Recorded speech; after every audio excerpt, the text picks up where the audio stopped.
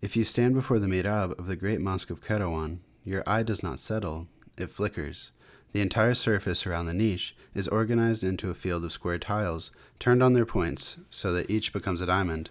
This diaper pattern transforms the wall into something that feels almost woven. Masonry disappears, and geometry takes over. Look closely, and the repetition dissolves. Each luster tile is different.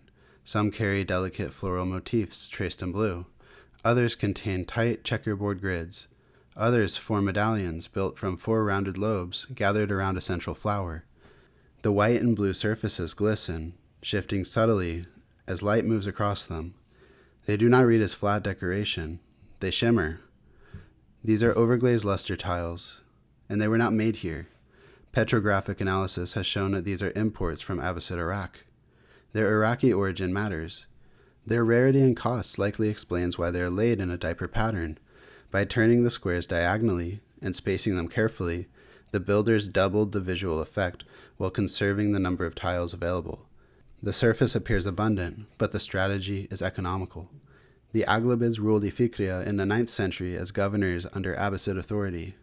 To embed Iraqi lusterware into the Maghreb was not simply to decorate.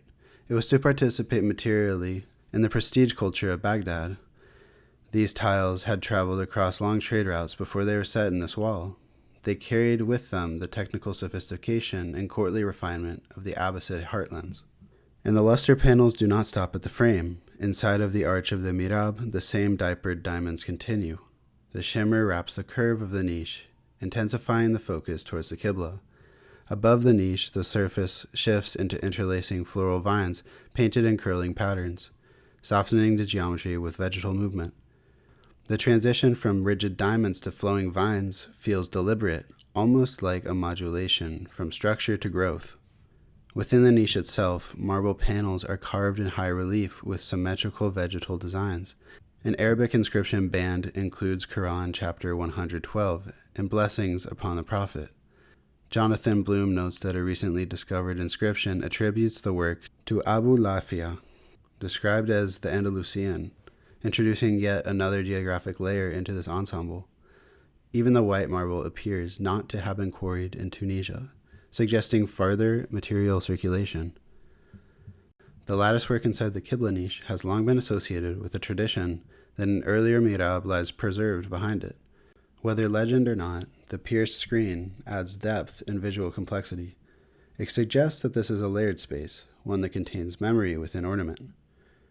To the right stands the minbar, the oldest surviving in the Islamic world. Its carved wooden panels closely resemble Abbasid woodwork associated with Tikrit in Iraq. Again, Iraq appears. The mihrab tiles and the minbar together form a program that visually anchors Kairouan to the Abbasid world. What you are seeing then is not provincial imitation. It is deliberate alignment. The Aghlabid court selected imported Iraq luxury ceramics and possibly Iraqi woodwork, and place them at the most symbolically charged point in the mosque. The Qibla wall becomes a surface of affiliation.